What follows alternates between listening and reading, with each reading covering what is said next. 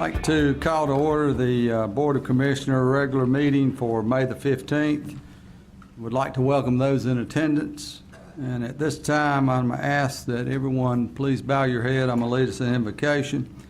And afterwards, we're going to do the Pledge of Allegiance. So if you would, bow your heads, please.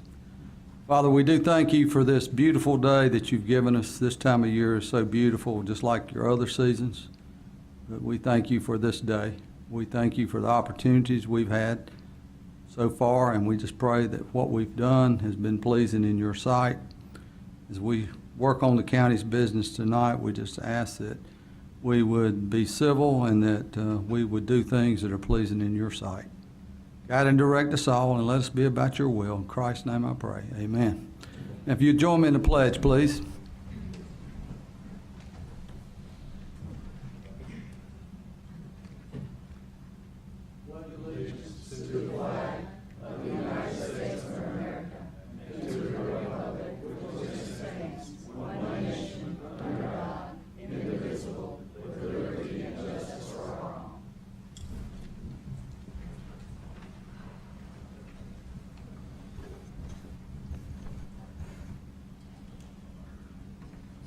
Thank you all for participating.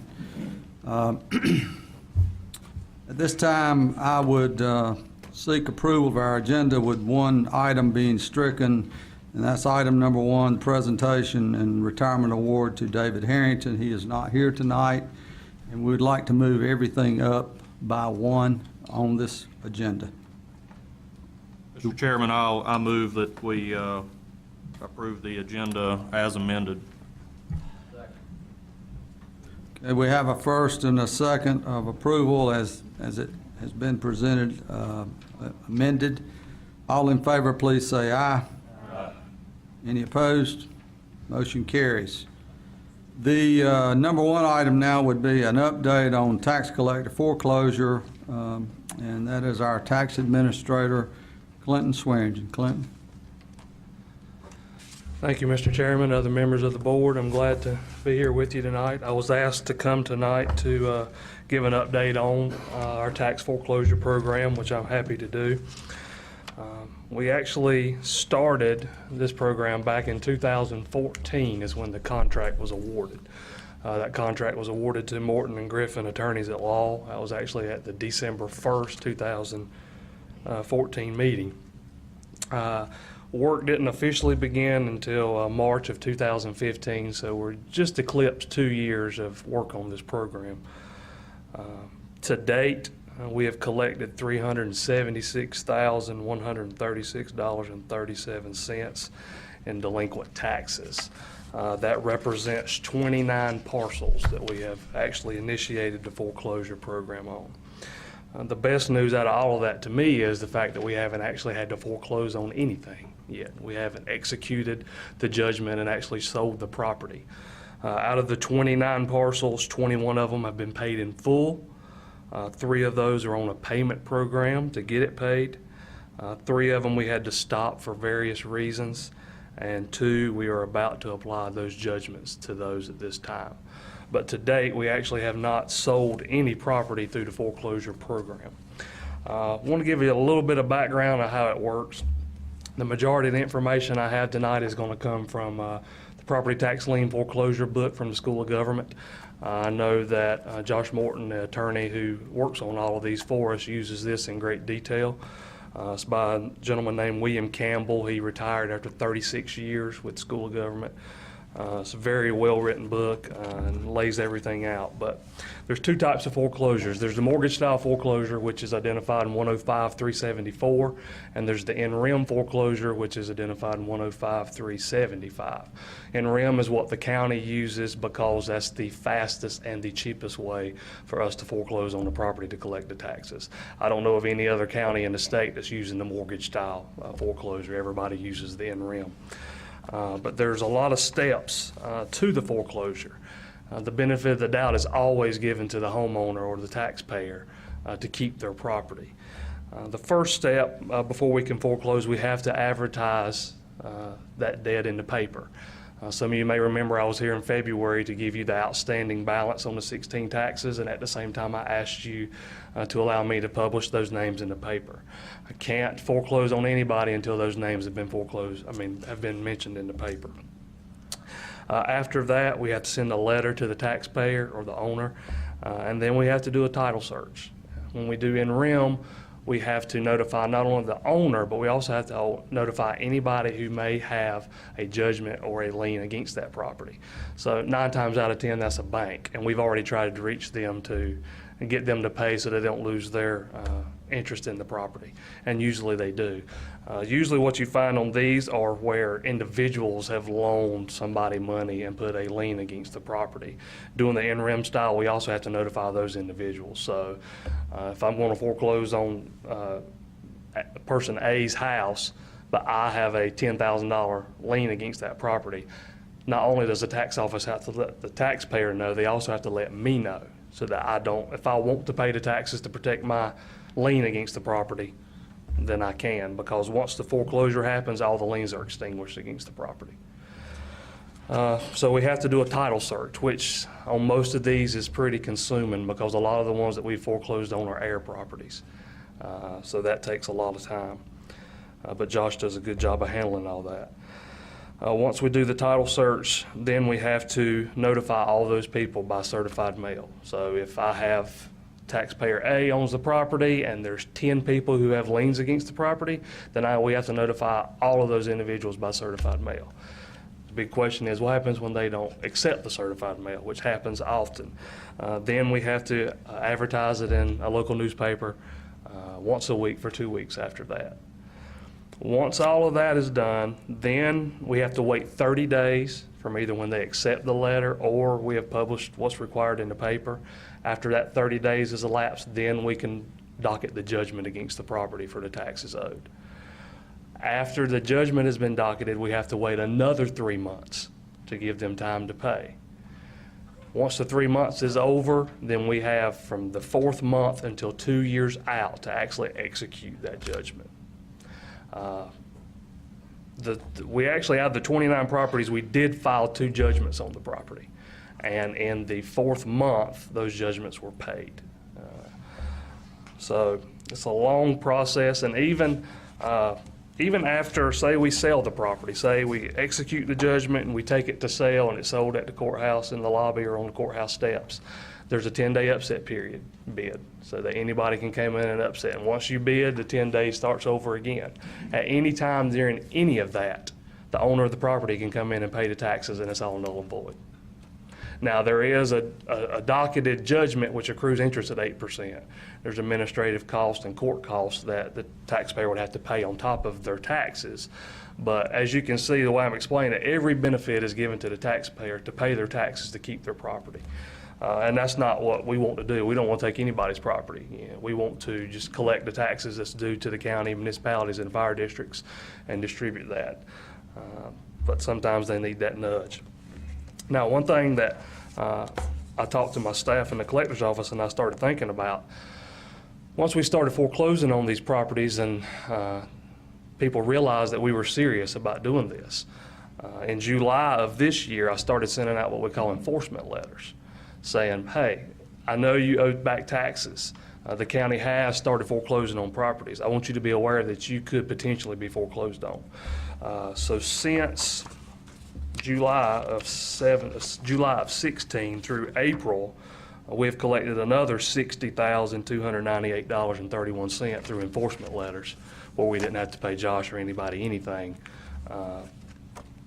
to let them know, this is serious. We're planning to do this. And it's worked great. I focused on, the beginning was vacant land that owed at least 10 years. Some of them were high dollar amounts. And the last 3 that we have done are actually on houses that owe 10 years of back taxes. So we're starting to move into the houses as well. I think it's working great. Josh always keeps me informed, lets me know what's going on. And I think it's been a win-win for everybody. I'll be happy to answer any questions that you may have. I'm by no means an attorney. I think I probably know enough to be dangerous on it, but I'll be happy to try to answer any that I can. Any questions of Clinton? Mr. Chairman, Clinton, thank you for coming. Thank you for that information. Do you have an idea of possibly how many partials or a dollar amount that would be maybe 5 years in arrears on paying? I mean, I know you probably don't have that information handy, but. Well, I don't have it handy. I mean, I can definitely get it. There's several parcels that owe 5 years in back taxes. The thing that I also want to stress is I'm not going to foreclose on something where it's going to cost the county $1,000 to $1,500 to pay Mr. Morton to do it, and there's only $900 of back taxes owing. So that's going to, you know, limit some of the smaller parcels. That's not huge dollar amounts. I just don't think it's, you know, a great idea to be spending money to get money. But definitely, I can also give you the number to date on that $367,136. We've paid Morton and Griffin $10,858, which is 2.8% of that total, which is a good number, I feel like.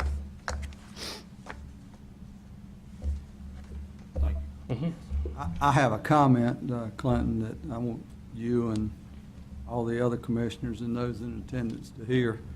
I had a gentleman come by my office last week, and he was talking about taxes, past due taxes. And he was somewhat upset because of all the people that were listed in the paper that wasn't paying their taxes. And he says, "What are y'all gonna do about it?" And I told him that we had this program in place. And he says, "Well, I'm a taxpayer, and a lot of taxpayers that pay their taxes feel the same way." But he says, "Do whatever you can to collect those taxes, because I pay mine, they should pay theirs." Right. So I assured him that we were doing everything within our legal realm to make sure everybody paid their taxes. So thank you and your staff for what you do. No, thank you. No other questions? Thank you, Clint. Thank you. Item number 2 is a Cooperative Extension Agency. The presenter was Lori Ivy, but Lori is sick tonight and cannot be with us, so I'm going to ask our county manager, Andy Lucas, to be the presenter. Thank you, Mr. Chairman. I'll do my best to fill in. Before you this evening, you have the approval of enhanced voluntary ag district applications. There are actually 4 of those. There were 5, but one of those gentlemen, Mr. Robert Edward Hill, has asked to have his name removed from consideration.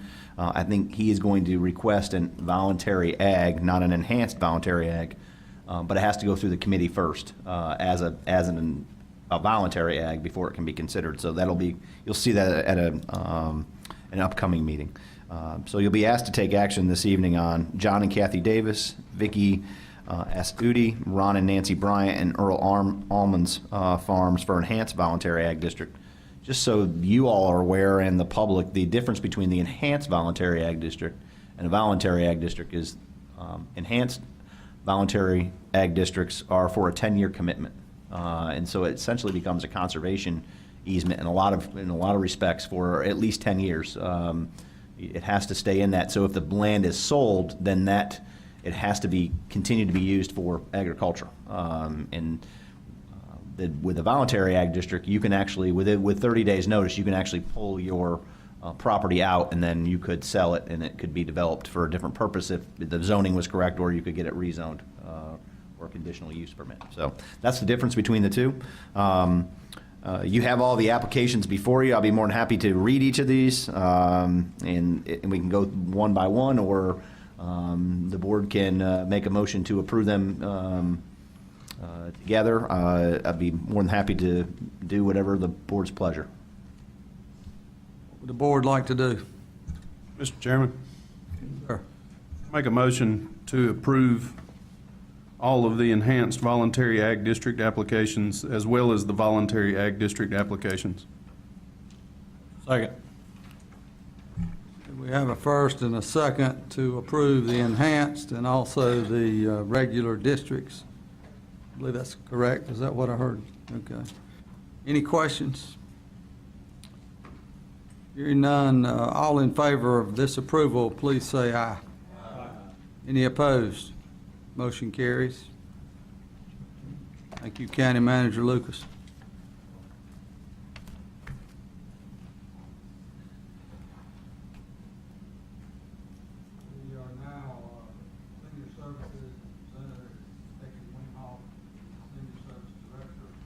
Becky? Good evening. It looks like I've got the most items to present tonight, but the nice thing is I'm not asking for any money, okay? And the first two items that I want to cover with you are two programs that are here in the county, and I'm just really proud of these two programs because not only are they run partially or fully by volunteers, but they are saving the taxpayer monies and that money, and for that, I know we're all very thankful for that program.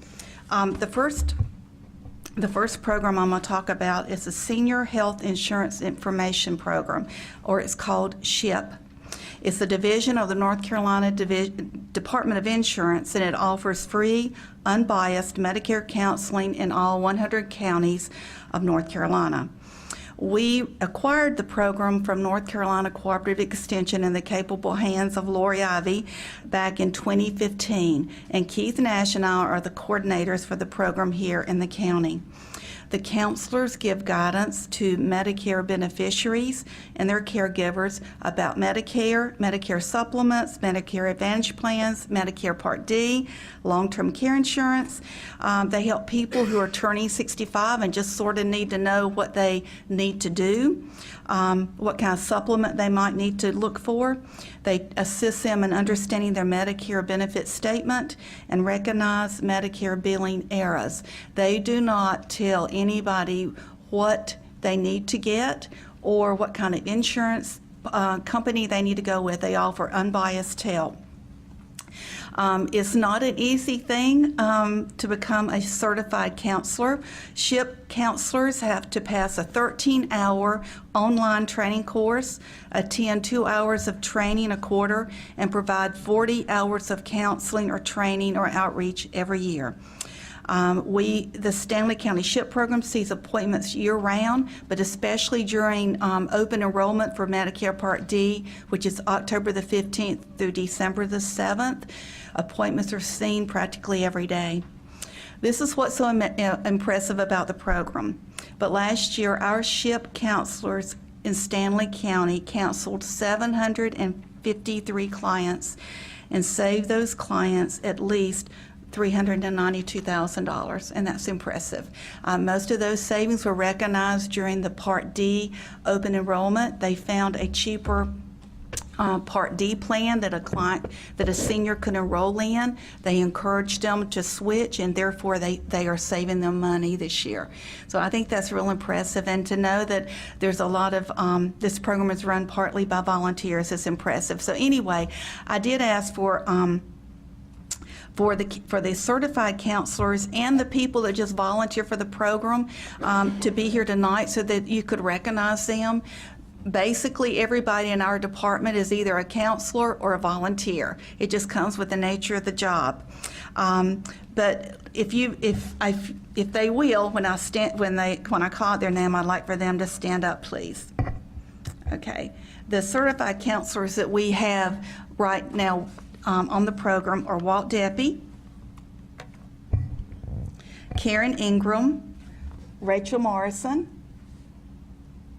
Jahala Williams, Martha Sue Hall, Keith Nash, Mary Troutman, and I'm also a counselor. And the other people who assist in the program during the busy times are Isabel Howard, Linda Clark, Joan Honeycutt, Sharon Green, Alicia Holland, and Pamela Sullivan. So anyway, there's no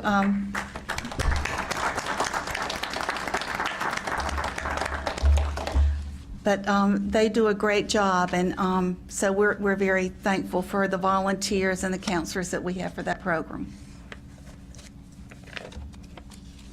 Okay, the next program I wanted to mention to you tonight, I want to recognize Walt Deppy. He is the coordinator for the AARP Foundation Tax Aid Program, and so he's going to come forward and tell you about that.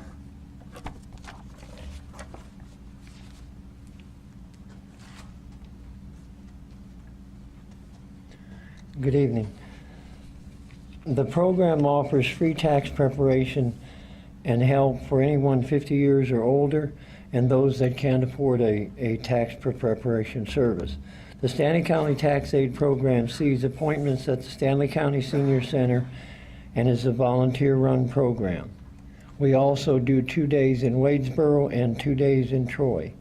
In Stanley County, there are 18 people who volunteered in the program this year. 10 of these are certified preparers who have taken the 24 hours of training online, classwork, and tests, and are certified by the IRS. 8 of these are client facilitators who take the required 2 hours of online training. They answer phone calls, make appointments, and make sure each person has necessary paperwork before the return is completed.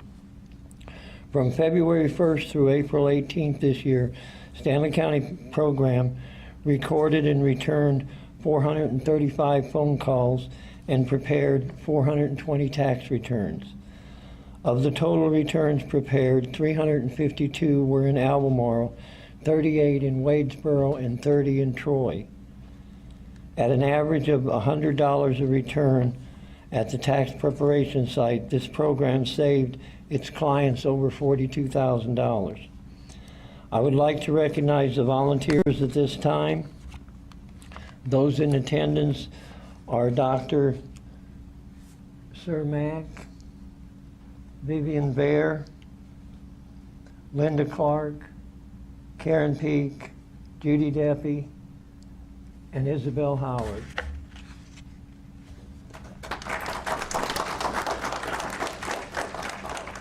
The volunteers that are not present are Ed Jenkins, Barbara Williams, Chris Cripps, Pat Moat, Joanne Allman, Sue Mandrano, and Linda Whitney. Client facilitators not present are Linda Sullivan, Nancy Barker, Paul Roberts, and Vince Lombardo. I would also like to thank one other person, Joan Honeycutt, who, whenever they can't get an appointment or have questions that we're not answering, they call her and give her a hard time. Any questions or comments? Mr. Chairman, I would just like to thank Becky and all of you folks for everything that you do for Stanley County. We really appreciate it. Thank you. Chairman. Yes. Well, I'm going to go ahead and mention this. I turned the golden age of 65 this year and was helped greatly by going to the senior center and trying to understand what coverages I needed. And I thank you for that. I thank the service thank Keith for helping me. I know Keith was the one that helped me. And let me tell you, when you get to be 65, you're going to get bombarded with all kinds of literature. And these folks can help you decide what's good and what's bad. So thank y'all for what you do.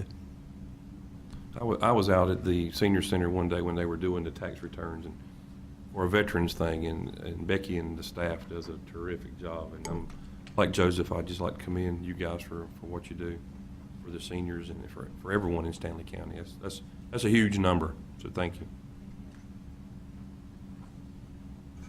Anyone else? Hearing nothing, Becky, you're up again. Thank you.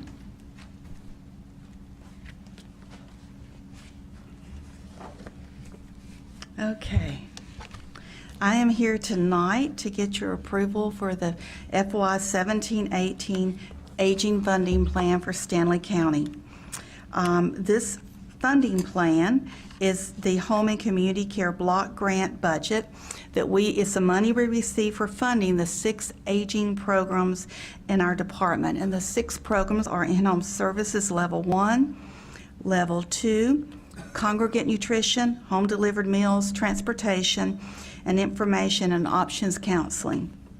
This year, as in previous years, we don't know what our actual allocations are, and we probably won't know that until September or October.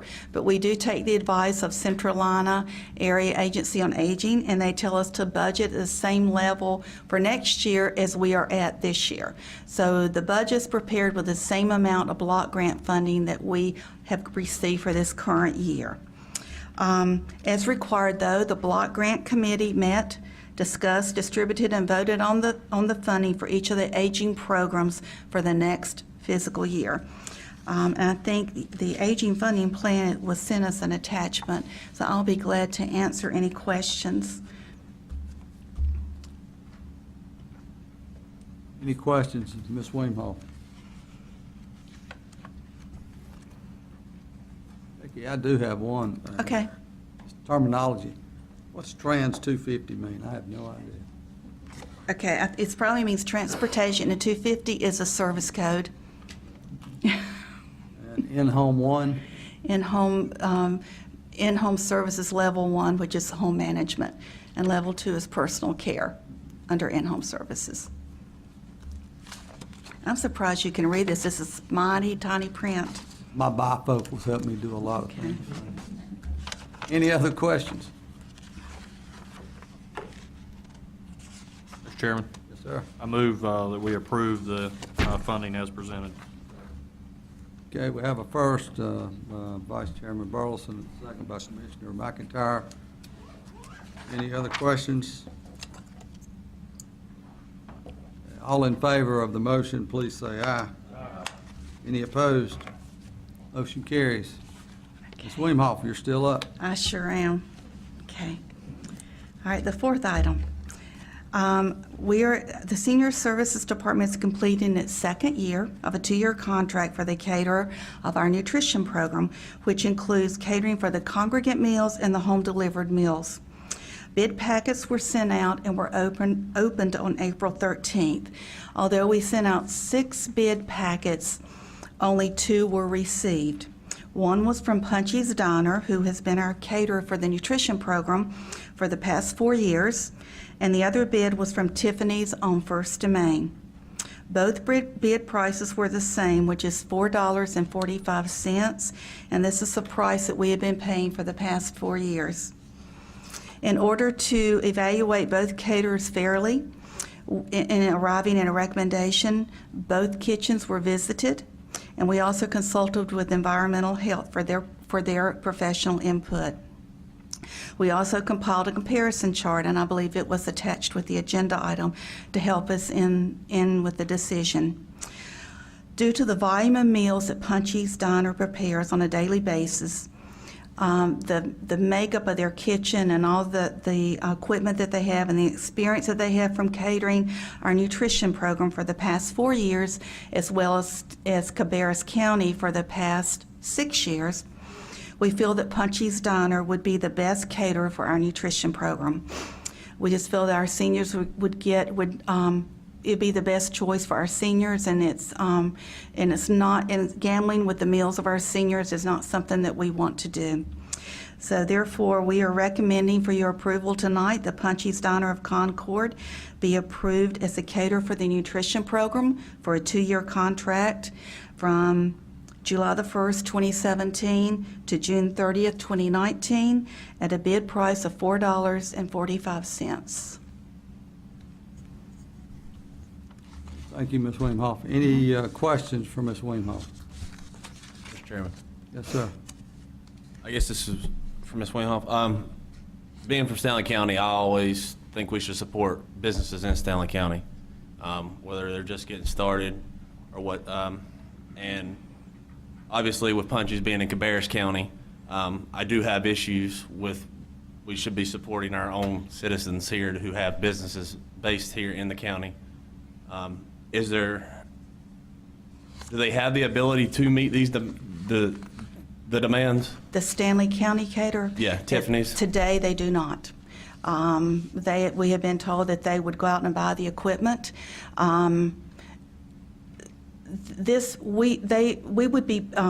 We get approximately 210 meals a day, 5 days a week, which is over 1,000 meals from the caterer each day. They would be catering to 4 different nutrition sites. This is a lot different catering for our nutrition program than just doing a catering job. They are actually catering not only to 4 different sites, but every meal. And these are the standards we have to go by, and we're monitored in that as far as temperature, volume that we serve, the quality of the food. there's anywhere from 6 to 8 items per day.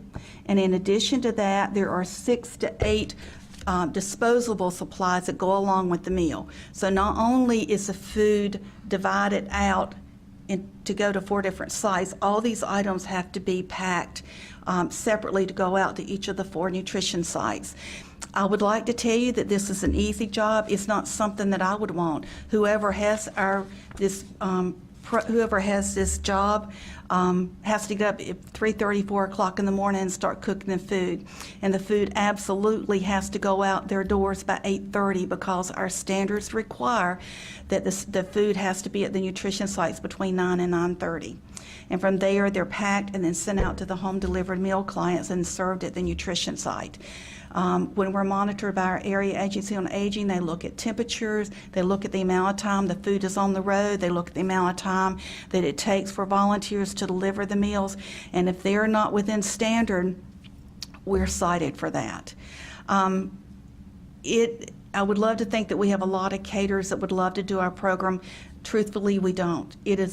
It's not a job that a lot of caterers want, which is why out of 6 bids that we sent out, and 3 of those were in Stanley County, we only got back 2. One from Punchie's and one from Tiffany's on Main. We even made phone calls to make sure that the local caterers were not interested in us, and they weren't. It's a huge commitment. I've even known counties that whenever bids were open, they didn't have any bids to open up, and so they had to go outside their county and look for a caterer, and they're a larger county than we are. There's just a large volume of food that has to be prepared. Standards have to be met based on the volume that Punchie's is doing now and based on the size of their kitchen and the facilities that they have. That's why we're making our recommendations. Ultimately, moving to a new caterer, there's going to be growing pains, but ultimately it's going to be our seniors who end up suffering. And truthfully, our department tries to make the very best decisions we can with the seniors in mind, the very best in services, programs, and support, and whatever. And that's how this decision was arrived at. We only want the very best for our seniors. I completely understand that. I want the best for our seniors as well, and that's why I also want what's best for all of Stanley County, including our businesses. If they were, now you said they're not ready at this time, would they be able to meet those demands by the time the contract would be implemented? Equipment would have to be bought, and I think there's staff that would have to be trained. And we've got, I've been told they would be, but I don't know. It is. Thank you. That's all. Okay. Yeah. Ms. William Hoff, the Yes. comparison, you got Punchie's 13,200 meals per month. Yes. That's what they prepare now. It is. And you got 3,750 at Tiffany's. I do. And did I hear you correct when you said it's 210 meals per day? It is. And the Meals on Wheels is what we require. Is that correct? That includes the Meals on Wheels. So 210 meals. It does. It includes congregate meals and home-delivered meals. And home-delivered meals make up about 65% of those 210 meals. Do you have any idea of the 13,200 meals, how many of those are Cabarrus County meals versus? Yes. I think that's about 30,000, I believe. And Stanley County, and I don't have a calculator with me, I think Stanley County is about 45 to 50,000. We actually have a home delivered meal program. In Cabarrus County, they have a nonprofit Meals on Wheels program, so they don't cater that. But the meals that the 13,200 meals under Punchie's, that includes the meals at their restaurant. And they also cater to a business, but I guess due to their contract, they wouldn't even tell me how many meals that is, but it's sizable. And they also cater to a church. I forgot, a church once or twice a week. Did Tiffany share with you of the 3,750 meals? Did she share with you who might be getting the most of those? Did she share any details? I don't believe she did, no. I know that she was open on Wednesdays and is now closed, understand. I know she caters to, does some military meals, maybe 25 a day. And I know that she has special events. She's catered for us at the senior center for an event that we had. I think probably the majority of that is off-site catering, but I don't know for sure. Just this is based on our conversations with her. And I'm curious. But she did give us these numbers. Yeah, I'm curious, the, was it $4.45 per meal, is that accurate? Yes. They come in at the same dollar amount, that's mind-blowing. Public records, okay. Any other questions? Mr. Chairman, Yes, sir. I think with the research that was done to come to this conclusion was very applicable, and you're to be commended for doing that job. Just with some quick figures, 210 meals a day for 20 days out of a month, that's 4,000 some meals. So, you know, they would be more than doubling that. So I don't think they could handle it, and I don't think they get ready by July 1. So I'll make a motion that we approve Punch's Diner for our meals for the senior services. Thank you. I have a motion that we approve Punch's Diner for a 2-year contract. Is there a second? Mr. Chairman, I'll second that motion, sir. We have a first and a second. Any other comments before we call for the vote? Mr. Chairman, Yes, sir. I would just like to say, it's tough being up here because we certainly want to do business in Stanley understand. County. And, you know, we want Stanley County to succeed, and it's tough when you see something like this to where you're going to have to send business outside of the county. But, you know, with the information that we've heard and stuff, I have no choice but to support the motion that's on the floor right now. Any other questions, comments? Okay. All in favor of approving Punch's Diner for the 2-year contract, please say aye. Aye. Those that vote against this, please say aye. Aye. Motion carries. Okay, thank you.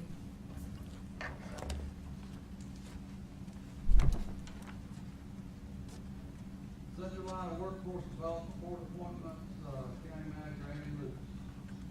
Thank you, Mr. Chairman, members of the board. You've actually recently appointed both of these folks to unexpired terms when the incumbents in those positions left those positions.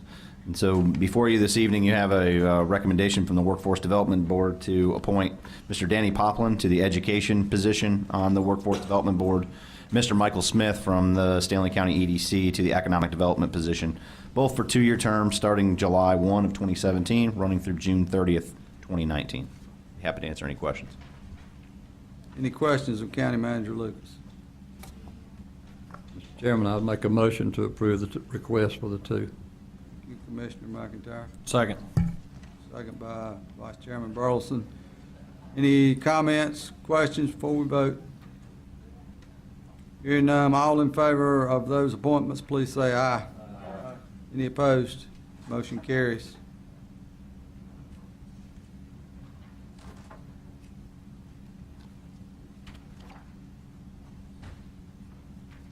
Let's see, County Manager Lucas, you're still up.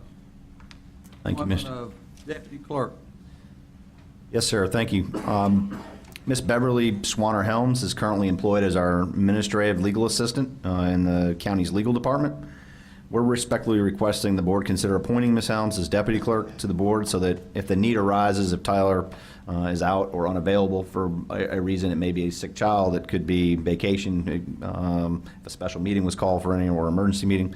And this would allow Ms. Helms to execute necessary documents, minutes, contracts, loan documents on behalf of the county.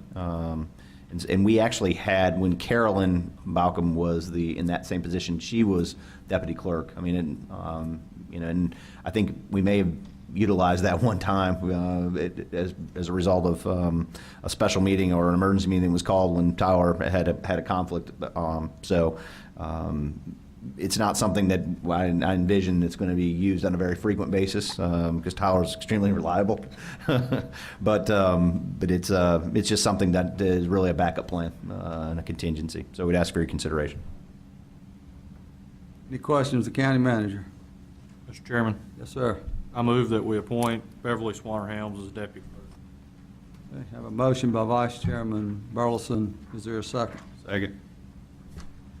Commissioner Swain. Any discussion? All in favor of this appointment, please say aye. Aye. Any opposed? Motion carries. County Manager Lucas. Popular tonight. On a run here tonight. Pfeiffer University. Pfeiffer's requested, as a result of their project on our former museum site, and there's a map included, a couple maps included in your packet. You can see a 26 by 32 foot triangular parcel in yellow that's highlighted.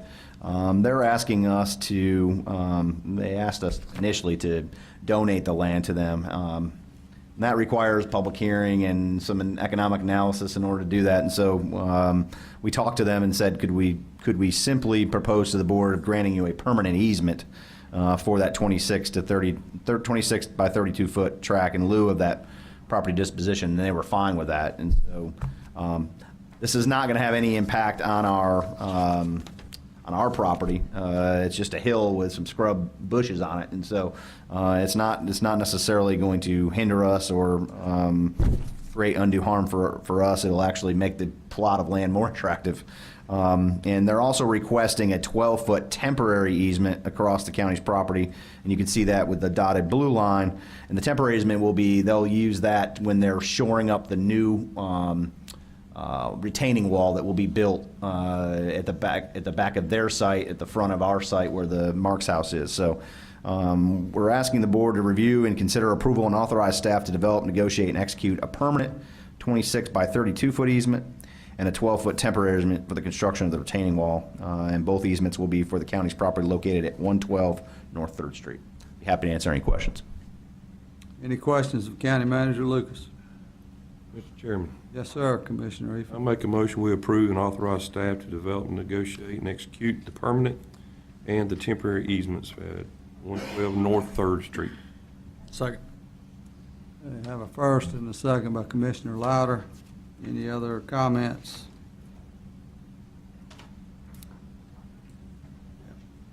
Hearing none, all in favor of this, please say aye.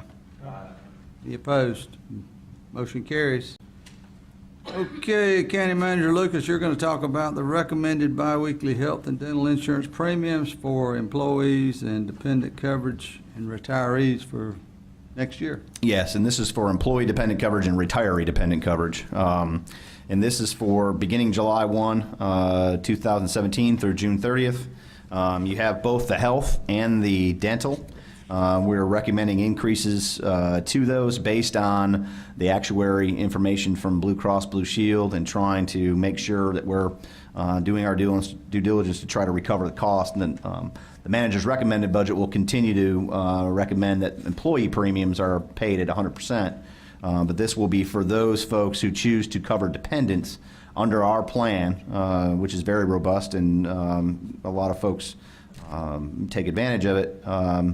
That these rates increase so that we are recouping the costs that our plan is incurring through claims. And so that's in here for your consideration this evening. I'll be happy to answer any questions. Any questions of County Manager Lucas? Hearing none, do we have a motion? Mr. Chairman, I'd make a motion that we approve the recommendation for the increase in the benefits for dependents. Thank you, Commissioner McIntyre. Do we have a second to his motion? Second. Commissioner Swain seconded. Any questions? Hearing none, all in favor, please say aye. Aye. Any opposed? Motion carries. County Manager Lucas, recommended budget presentation for 2017-18 fiscal year. Thank you, Mr. Chairman. I'm going to actually go down to the podium so I can run the PowerPoint presentation for you. Just pardon me for one moment.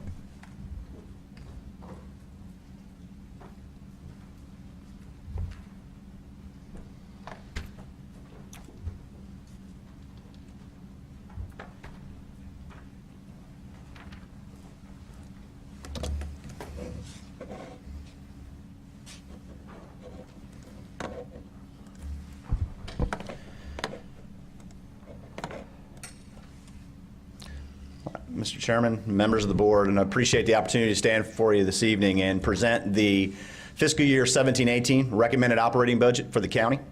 And this will not only include the general fund, but our utility and airport enterprise funds, as well as a special fund, the 911 service fund.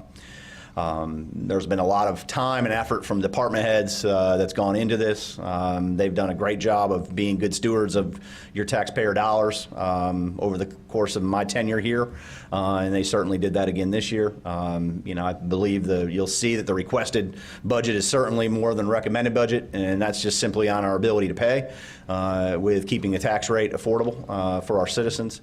But I certainly don't begrudge the department heads for advocating and trying to make sure that I'm aware, and certainly you all are aware through the document, that they have additional needs that we're at this point in time aren't able to, at least in my opinion, aren't ready to afford. But it's a matter of priorities, and simply this starts the conversation for us to have a public hearing on June 5th for folks to come and voice any support or concerns against the recommended budget.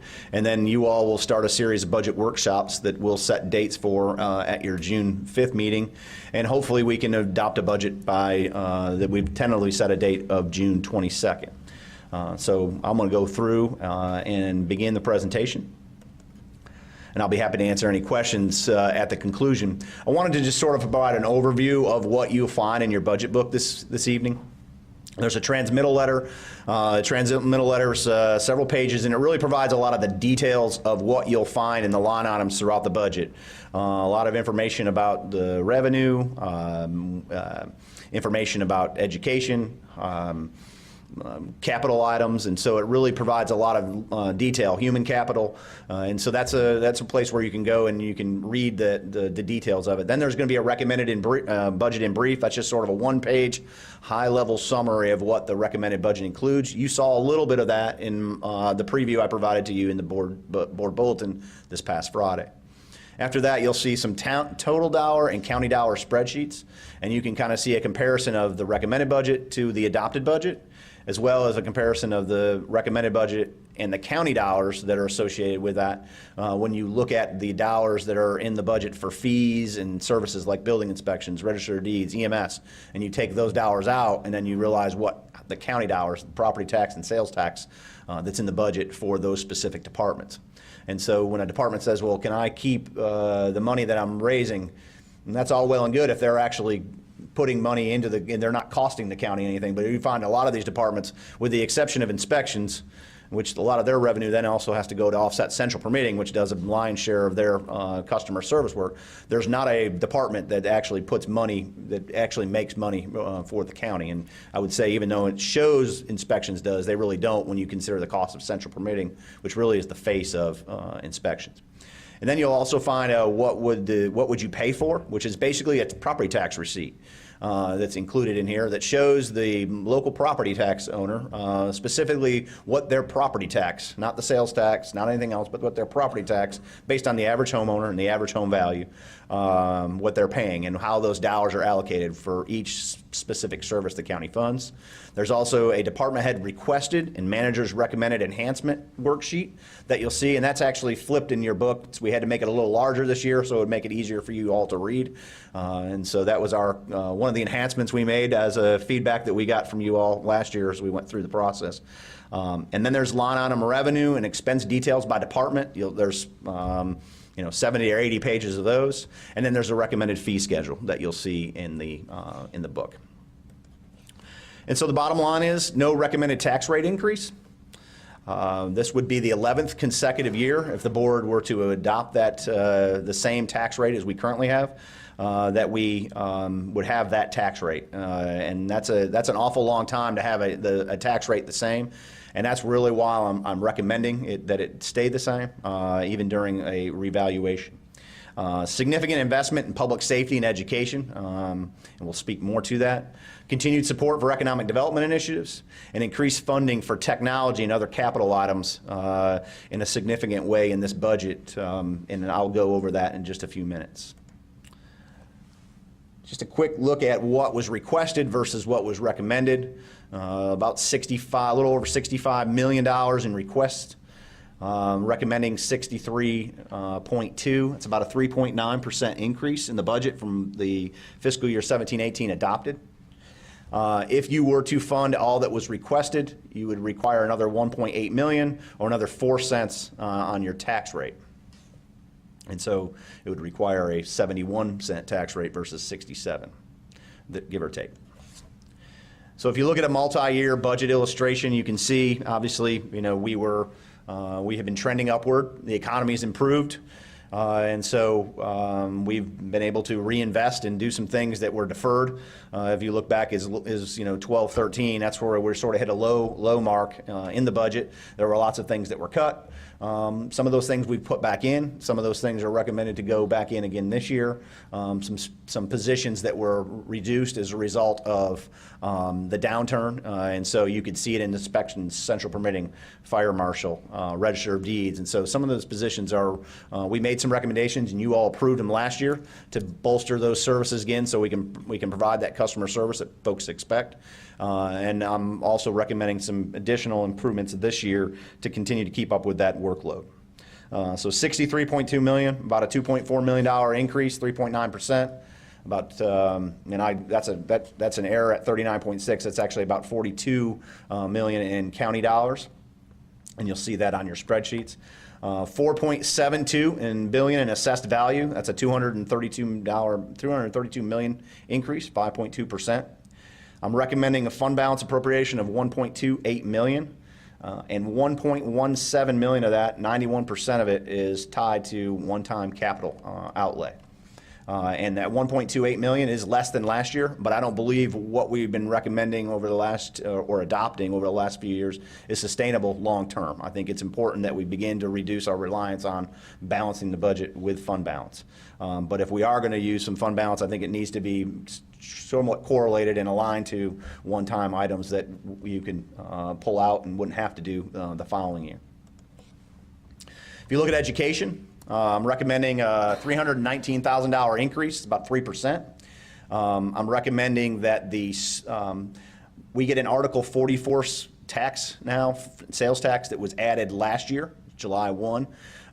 We are trending higher than what we had anticipated we would get from that, and so I'm recommending an increase to that.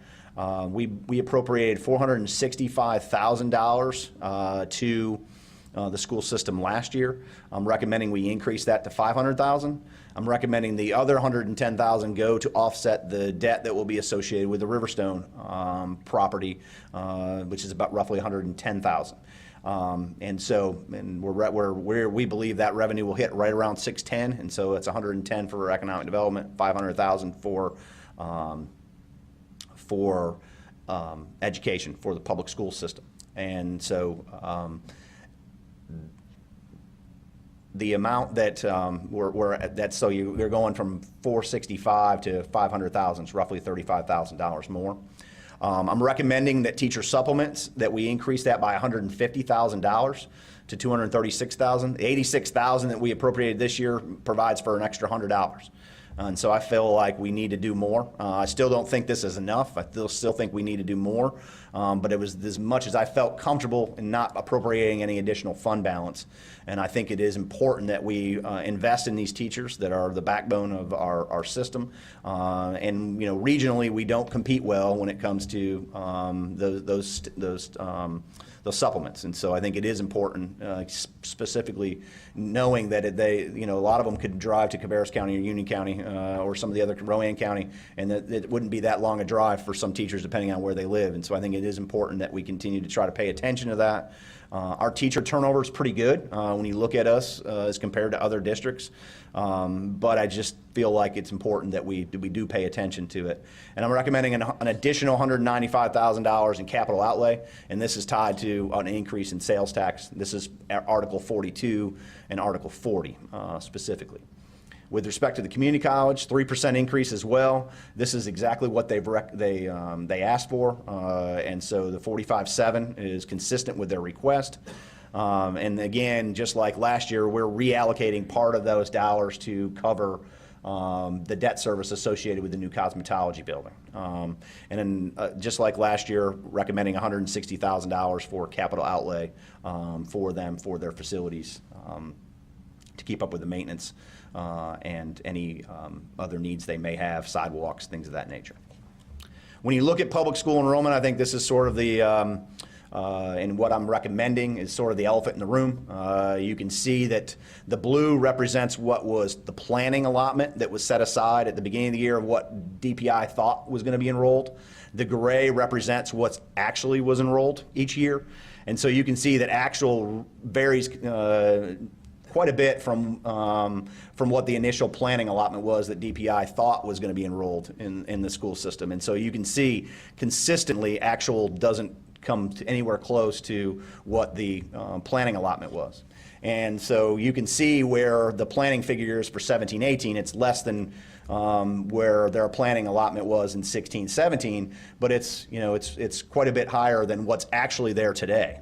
And that doesn't include, their DPI's forecast doesn't include the impact of the new Greystone Middle School or the private elementary school that's getting ready to open in the Norwood area. And so I think that's important. The Greystone Middle School will take over 300 kids. And so I would dare say a fair number of those, probably 50%, will come from the Stanley County school system. And so that number is not even reflected in this planning allotment. And so I think it's important to understand that.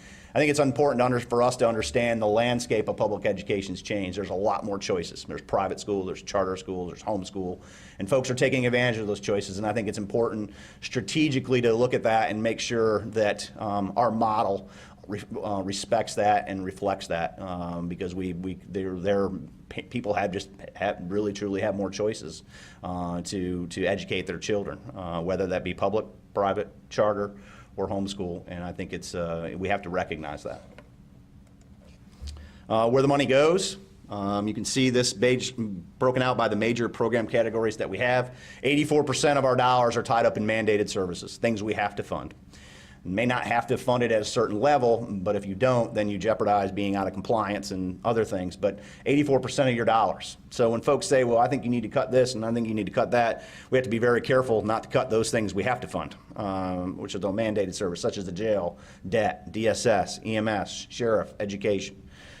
So that's about 15, 20, and 76% of your funding is tied up in three major categories: health and human services, education, and public safety. That's what's driving your budget. Over 1/3 of the local dollars are allocated to education. Human capital. I'm recommending a 3% COLA for our employees.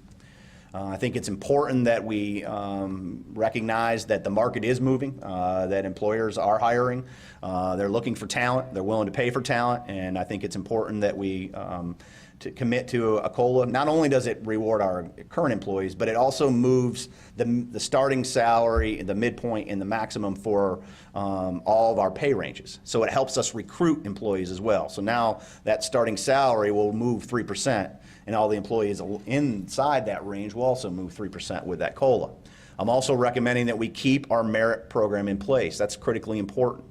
When folks talk about we did this training or I did this certification, that's the whole point of merit. If you go and invest in training and education, then you should be a better employee. Your evaluation should reflect that, and that's where the merit program comes in, because that's where your opportunity is to get that higher performance evaluation. If the training and the certifications are truly worth it, then we should be getting a tangible result of that, there should be a higher performance evaluation, and thus you should get you should have more merit. So I'm recommending that we continue to fund that merit program at the same level we funded it this year at $220,000, which allowed us to give average increases of around 3.5%. So last year the board gave 2.5% COLA, then we had this merit in place, which allowed us to do an average of 3.5%. So our employees did fairly well, and I think it's important to continue to commit to that so that we do make sure that our not only our starting salaries, all that moves, but also those folks who commit to good performance, paper performance, also are rewarded throughout the course of the year. I'm recommending 12 additional full-time positions and 3 part-time. 11 of those 12 positions are tied to the full implementation of the 2472 EMS plan that you all committed to last year. And we did phase 1. And they said, well, we'll phase it in over 3 years. But what I'm recommending is we actually delay the implementation this year till March 10th, and that we go ahead and do the full amount. And that way we're not having to balance 2/3 of a schedule against 1/3 of a schedule, and then you had the morale issues and other things. We'll just go ahead and bite the bullet and do it all. And actually the impact this year will actually be less by delaying that. Next year's it will increase some, but it'll be offset. And so I'm recommending the full thing. The other full-time position is for the sheriff's office, for a narcotics drug position, to enhance that level of service that we're providing so that we can do more undercover work. And so that's where the 12th position comes from. The 3 part-time staff are elections and in central permitting and in the register of deeds due to the increased volume in those areas. Continue the wellness clinic, which has been very well received by our employees and helps keep our healthcare costs down. And I'm also continuing our health insurance gain sharing, which we won't have this year because our costs have exceeded what we're bringing in. But I think it's important that carrot still be there for employees to shop around and try to do things to keep our costs down. And if they do, and we generate savings, we share a percentage of that with them. And if you look at if you look at where we stand against sort of communities that are similar size, we don't have as we're right in the middle, or maybe even a little less than the average when it comes to employees per capita. We're a fairly lean organization, and I think it's important for the citizens to understand that. There's a lot of organizations that are similar size to us that have a lot more employees per capita, and there are some that don't.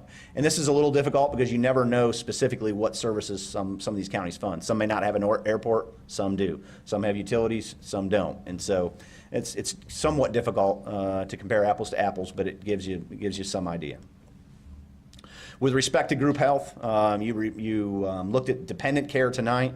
I am concerned that our expenses are outpacing revenues. Obviously, I think a lot of this has to do with Affordable Care Act and what we're seeing in terms of expenses and other things within the system.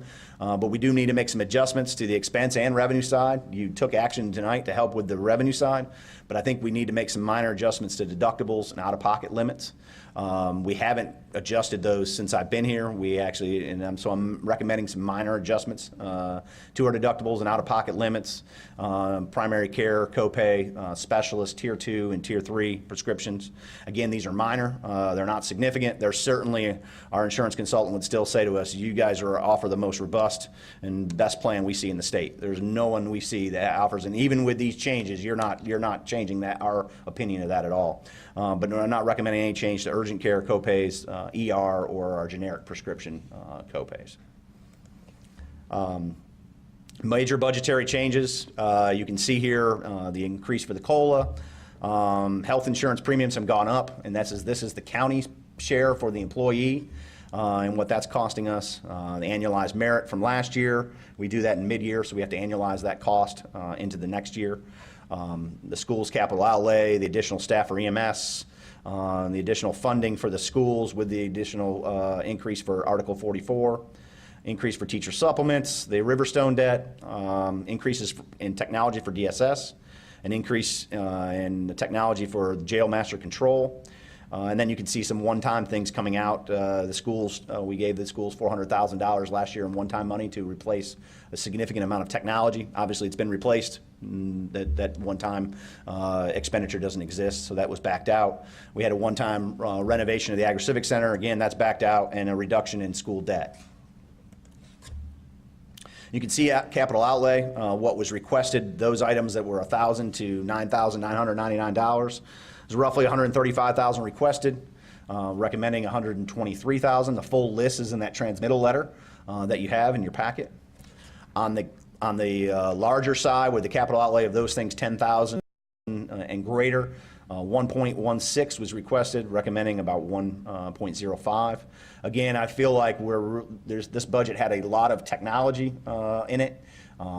It's got some vehicles in it, and I included those in the cost, even though I'm recommending we finance those, and so some of those costs won't actually show up until the 18-19 budget, but then we'll have other vehicle debt rolling off, and so it's sort of a wash in terms of the net impact to the budget, because right now you've got payments, and then those are over a certain number of years, they roll off, new ones go on. We try to keep that fairly consistent and level, so we're not seeing spikes in our expenditures. Revenue, about 0.6 percentage points difference in terms of what fund balance appropriated, a decline. Sales tax is up, which is great to see. Obviously, the economy has improved. We all can attest to that. I think we see it every day. And so we're budgeting more there, an increase of about 5 percentage points on the ad valorem side. But overall, revenues are fairly consistent as a percentage with where we've been in prior fiscal years. We did lose $100,500 due to the Carolinas healthcare system property tax exemptions. It was about $15 million in value, if I recall, Clinton, and speak up if I'm wrong. But that works out just our impact. It obviously is impacting the city of Albemarle as well. And if I'm not mistaken, theirs is about $70,000. And this is just the exemption that they've chosen to take on additional parcels of property and buildings than what Stanley Regional or Stanley Memorial may have done when they own the facility. And we've worked with our legal counsel and the school government, and we believe that they're fully in the right to get these exemptions.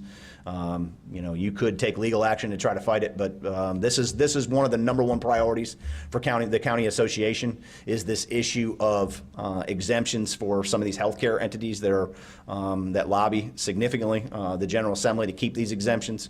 And some of these properties are generating revenue for them. They're truly just renting them out, and so I think it's an issue we just have to continue to stay attuned to and continue to lobby our own legislative delegation to possibly make some tweaks here, because obviously $100,000 could go a long way to addressing some issues or reducing the tax rate in Stanley County. Outside agency request, did get a $10,000 request from the Arts Council.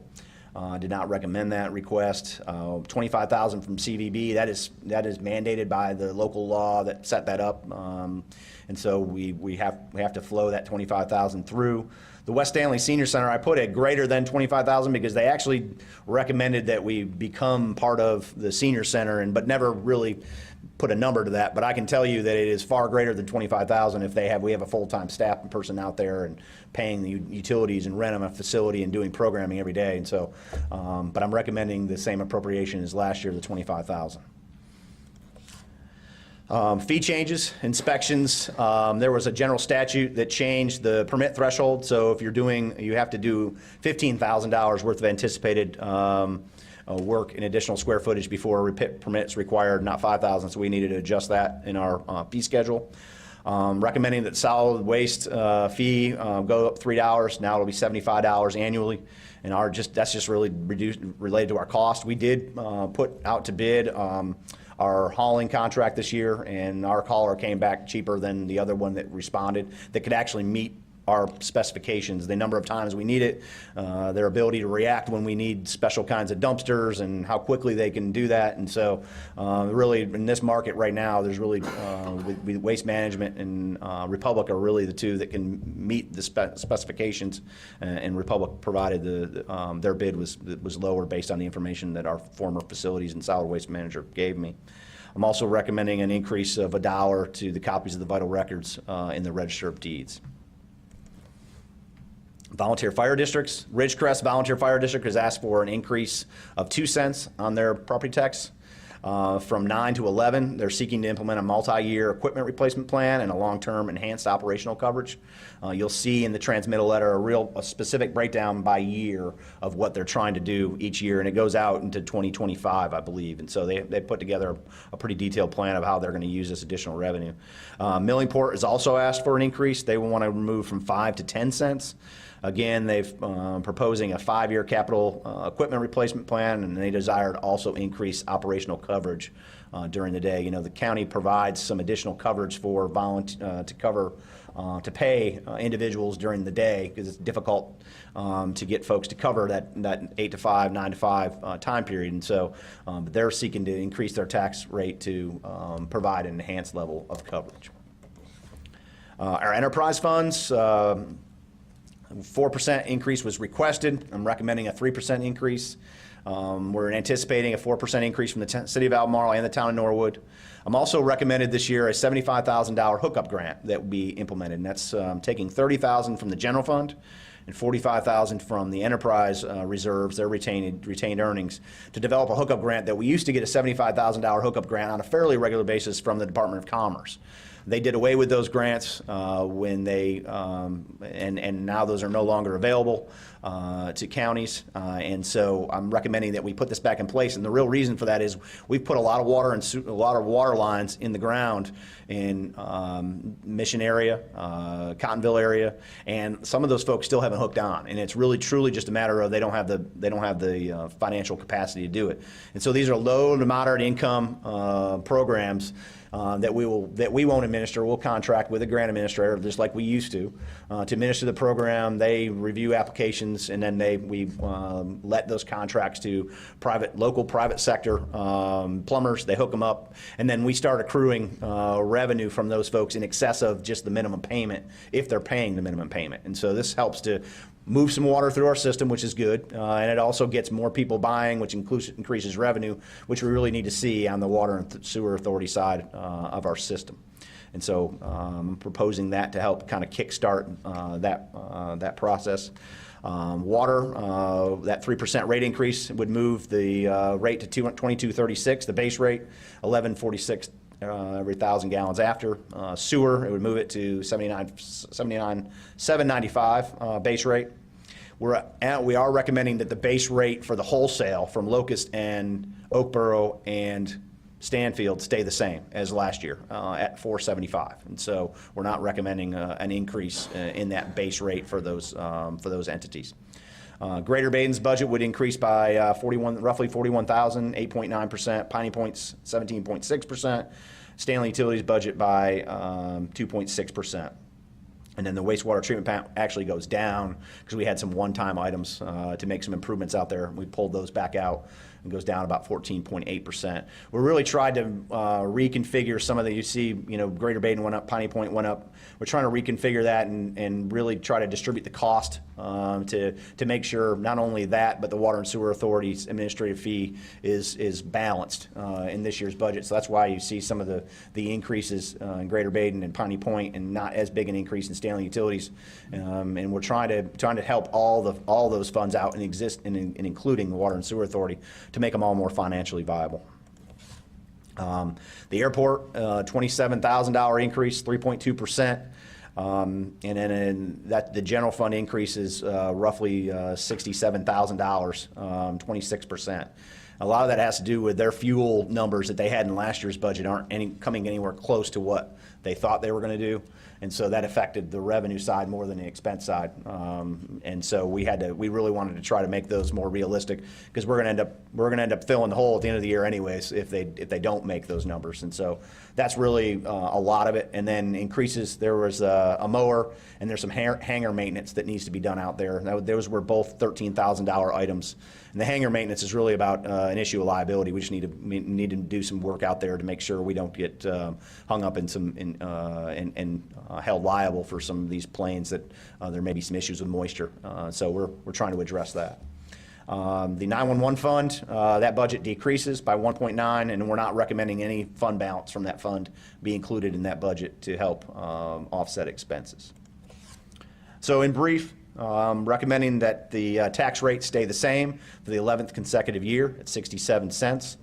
$35,000 additional funding tied to sales tax for public schools, $134,000 in reoccurring operational increase for public schools, $195,000 additional capital outlay for public schools, $150,000 additional funding for teacher supplements in the public schools, and a $45,000 increase for reoccurring debt, service, and operational expenditures for Stanley Community College. Additional funding for public safety, personnel and vehicle replacement, and increased sheriff's office vehicle and equipment replacement, tasers, and some other items in the sheriff's office, some printers, some things for the school resource officers so they can be more efficient and don't have to leave the school grounds in order to do some work and have to come back to the office. They can actually stay there. That'll satisfy some of the school requirements, but it'll also make them more efficient. So there's some things for the sheriff's office in the budget for that additional position. There's also some additional part-time funding for the jail to help them with some staffing resources, and increasing funding for jail technology. Not only am I recommending the master control system be replaced, but there's also some additional items. There's a $11,000 and a $15,000 item I'm recommending to help them be more efficient with monitoring inmates, interfacing with their outside web portal, so they're not duplicating data and they're not being redundant, and so they can work more efficiently.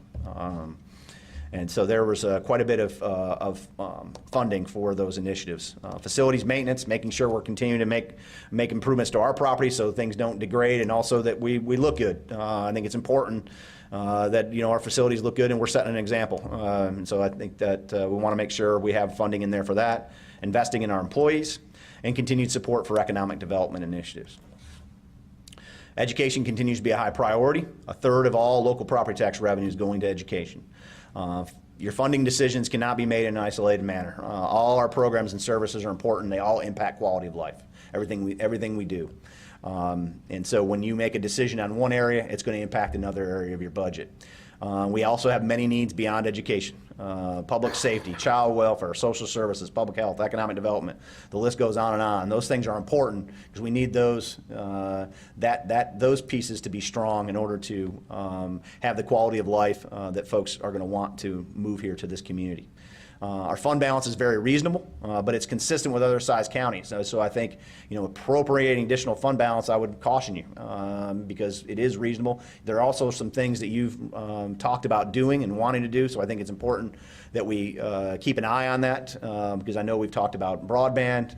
We've had some conversations about some improvements at the airport that we'd like to make, and those are going to be significant investments or potentially significant investments. So I would just make sure that we don't start pushing that into the operational budget, and then that cost is there again next year, but that fund balance may not be because of other things you're planning to use those dollars for. And I'm also making significant emphasis on deploying technology to improve operational efficiency and enhance customer service. One of those areas is central permitting, where I'm recommending that we implement the technology to do for commercial contractors to be able to submit their plans online. We can review them online, we can make notes, we can comment with them. They don't have to print out 4 copies, bring them to us, we got to do them, and then we got to send them back, and then they got to print 4 copies again if we have to redline them. Everything can be done electronically. I think it'll be a good customer service enhancement. You'll see that information in there in the central permitting budget and inspections budget in terms of some line items for technology that have gone up, but they haven't gone up significantly, and I think it's a wise investment to try to move us forward into the 21st century. Budget process and calendar. The budget public hearing is set for, or will be set for June 5th at 7 o'clock. Budget workshops, we'll need to identify some dates at your June 5th meeting. We're recommending the 8th, the 12th, and the 19th, but those are certainly just throwing those dates out there. And obviously, you all don't need to make a decision until June 5th, so we're just start looking at your calendars and see what your availability is, and we'd like to be able to adopt the budget by no later than Thursday, June 22nd. I want to say thank you and stop at this time and answer any questions that you may have.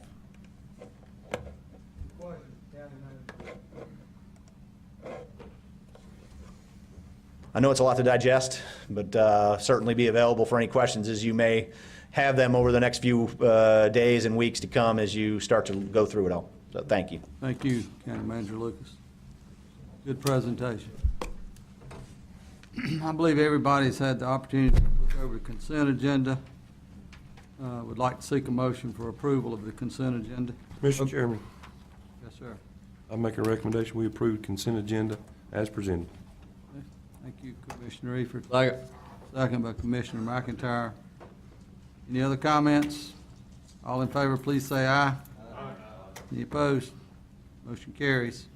Time for public comments, and we do have one signed up for public comment, and that is Mr. Melvin Poole.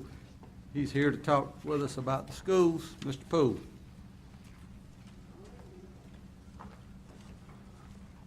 Thank you, Mr. Chairman.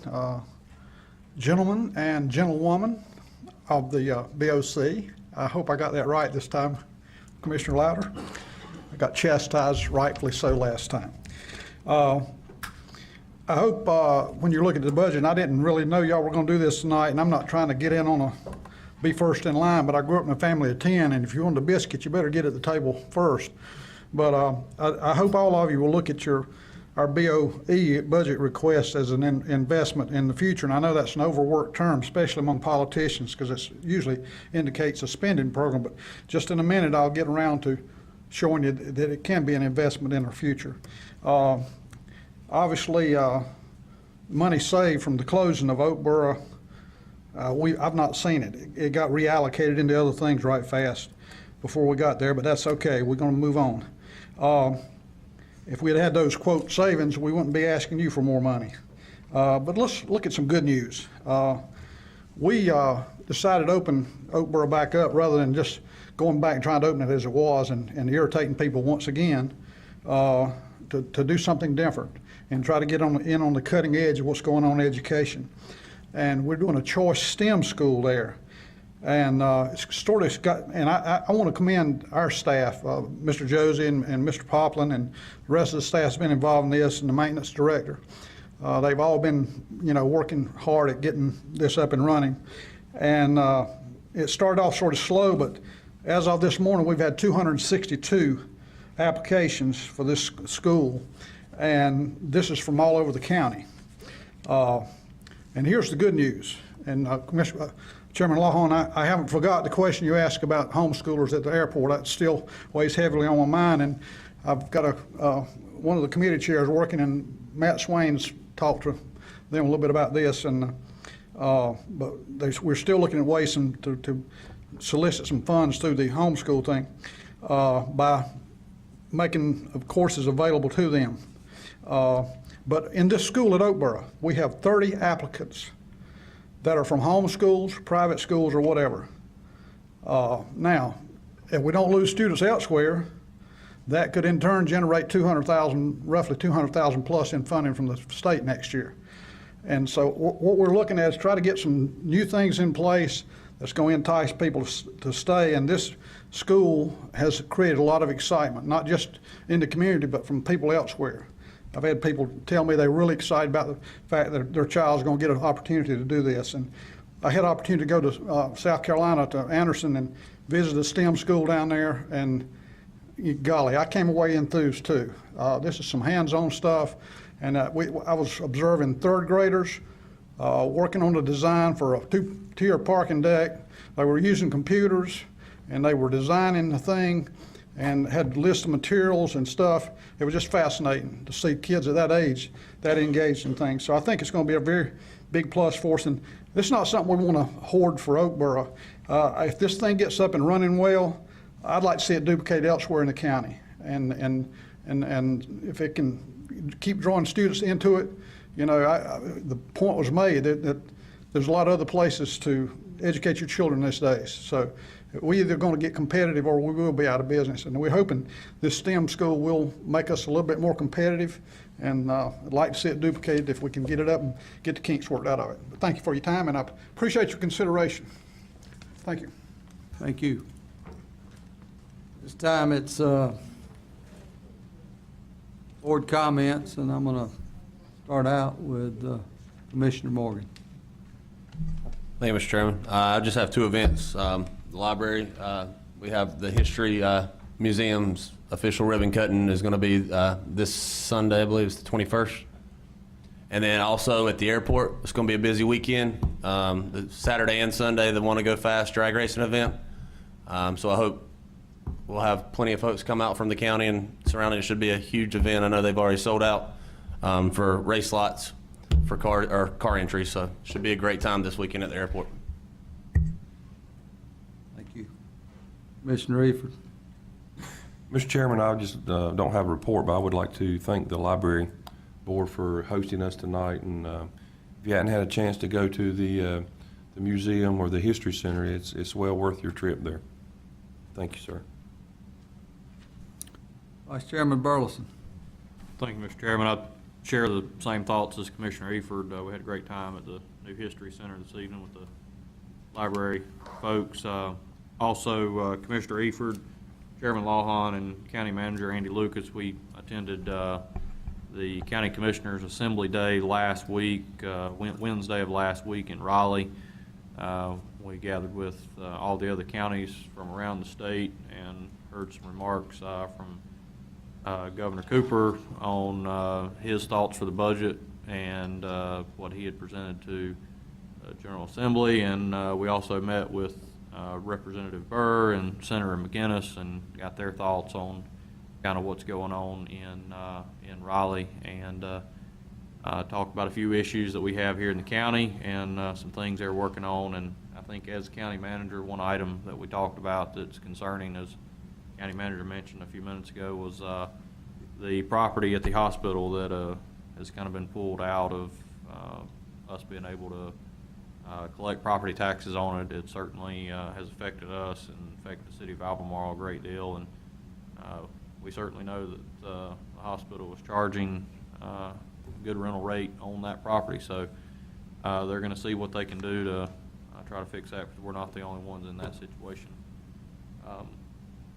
Overall, had a great day in Raleigh, and that's about it. Commissioner Louder. Commissioner McIntyre. No comment. Commissioner Swain. Thank you, Mr. Chairman.